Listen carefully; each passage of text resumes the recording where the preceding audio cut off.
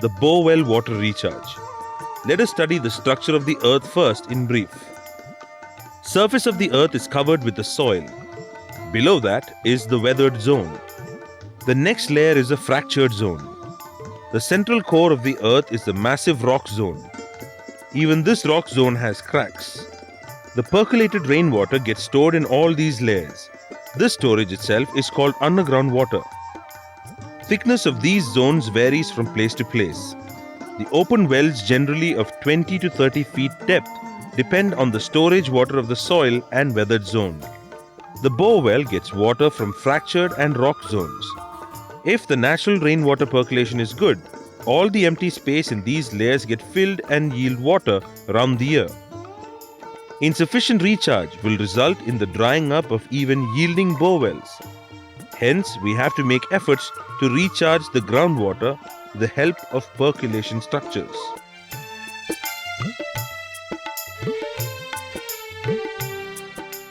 Water from deep layers of the earth will have more salt content.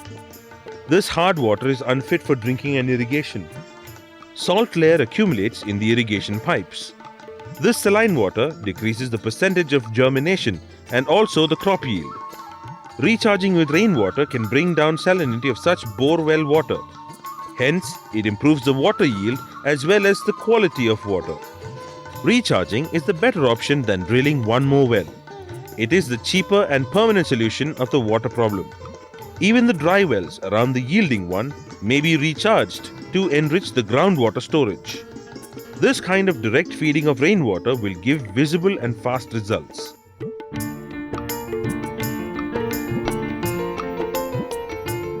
Precaution is necessary while following these direct recharge methods.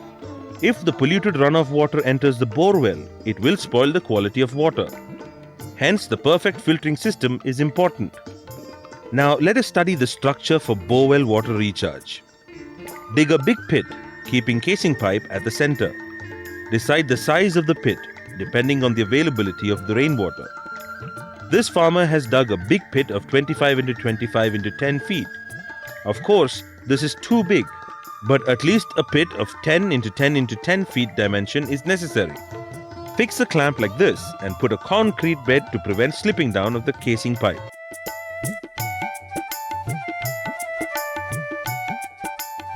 Drill holes on the casing pipe with the help of an electric drill. On a 6 feet length of pipe, around 150 holes of 8 to 10 millimeter size at 3 inches gap are sufficient. It can percolate 10,000 liters of water per hour.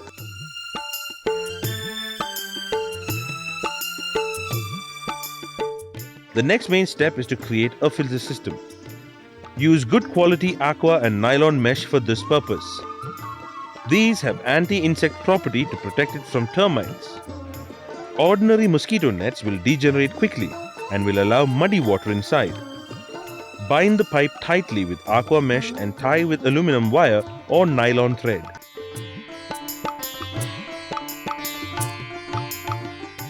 Next layer is the nylon mesh. Tie this layer also in the same way.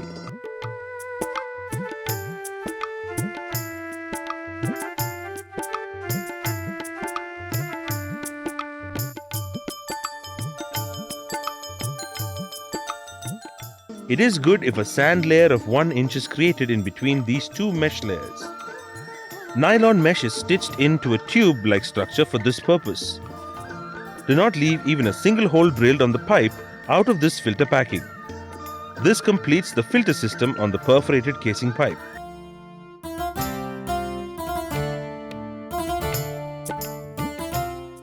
Next step is to fill the percolation pit.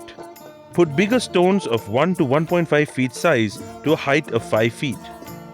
Use only hard stones. Soft stones like laterite are not suitable. On this layer, bigger granite jelly of 4 to 5 inch size is put to a height of 1 foot. Next is the 40 millimeter jelly layer of half feet. Above that is a layer of 20 jelly of half feet. If it is the drinking water bore well, put a layer of wooden charcoal. This is a good filtering material which will remove bad odor of the water. This is not necessary for irrigation bore wells. Then put a layer of HDPE net of good quality. It is necessary to avoid sand and soil entering into the lower layers. Mesh should be of good quality with anti-termite property. Put a layer of clean and thick sand to a height of 2 feet. This completes the filtering system of the percolation pit.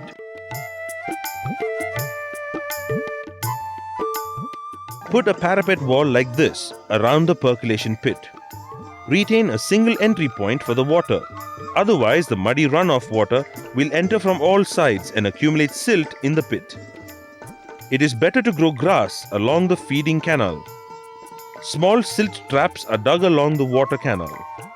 Muddy water stops in these pits for some time and only the top clean water flows to the percolation pit. Clean the silt, weeds and organic materials collected in the pit once in a year before the rainy season. The rainwater collects in the pit like this and percolates slowly into the bore well. This improves the yield and the quality of the water. Lift the submersible pump every year to a height matching the rise in the water table. This saves electricity. Construction of this rainwater percolation system is not so costly. Stone, jelly, sand are the materials available locally. Remaining is the labor cost. One may have to spend a maximum of 20 to 25,000 rupees. This recharge structure is permanent if built and maintained properly. Rate of percolation will not come down over the years.